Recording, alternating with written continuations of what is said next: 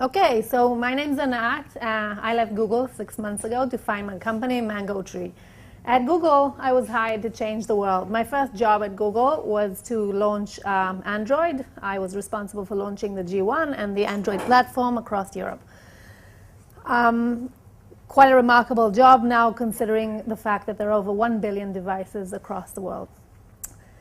The habit of changing the world is something quite popular at Google, and my next role at Google was to change life in Africa. My role as CMO of Google Africa was to introduce the internet to Africa, and over the course of my role, internet penetration grew from around 2% in some markets to a two-digit number. A truly remarkable role. Now, Africa is not, I didn't land there by chance. When I grew up, there was the Shah. There was an embargo after the Shah fell in Iran. South Africa found itself without any oil, and I found myself in Africa. So the Africa bug was planted very deep in me, and while I was at Google in the UK, the Africa team identified a sweet spot, a soft spot with me, and convinced me to join the Africa team. Now, what you won't hear about in this talk is about the rise of the middle class or poverty or youth or music or football or any other thing that you can read anywhere about Africa. You will hear about the insights from me that I collected and blogged about as I visited countries for the first time. First, insight around language. There are over 2,200 languages spoken in sub-Saharan Africa.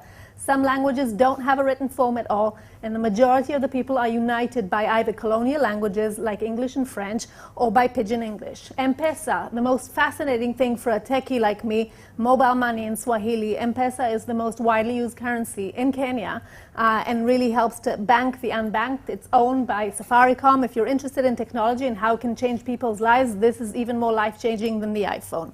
Radio. Radio is the most popular form of media in sub-Saharan Africa. It is extremely expensive, but in a continent where the electricity grid does not reach everyone, it's really important. Diaspora. Diaspora, galut, is not only a word that we use in Judaism, it's a word that Africans use to describe their fellow relatives sitting abroad.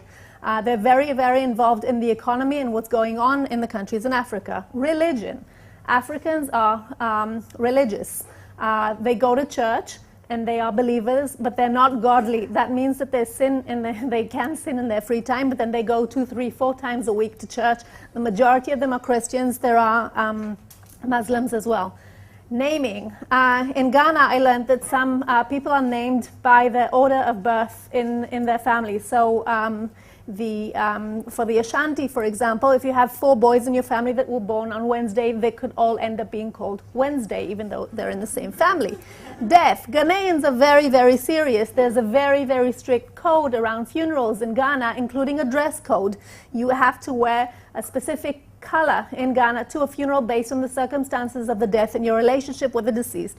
Yahoos are not Yahoo employees. These are people that are scammers sitting in Nigeria and scamming the rest of the world. By the way, Nigerians are extremely, extremely sensitive to their very bad reputation across the world, and they claim most of the scams are not from Nigerians but from Russians and Romanians pretending to be Nigerians. Consumption, like any third world region, people have more cash at the beginning of the month and less at the end of the month, and that impacts a lot of things. And time killers. The cellular network in Kenya used to fall every Friday afternoon. No one knew why it was falling, and then they found out that everyone was checking their prepay balance because they wanted to show off their phones, and that was the only phone number to call for free, so they used to call the prepay balance. So if you take anything from today, I'd like you to remember that Africa is a continent. It is not a country. Every insight that I spoke about today is an insight for a region, for a country, for a city. It's not continental. What I do now, my real passion is food. I'm a foodie. I've always been a foodie. I've always dreamt about food. I love cooking. I'll invite you to a meal one day. So I decided I need to solve a big problem. Just like I solved my problems at Google, the problem I'm trying to solve today is obesity. I don't know if you're aware, but 1 in 3 children today is either overweight or obese in the US, and 80% of them will grow to be obese grown-ups. I launched my startup focusing on obesity. And my app that was launched last Saturday has been featured in 113 countries across the world for the last 10 days is the best, one of the best apps on the iTunes Store. That's me. Done.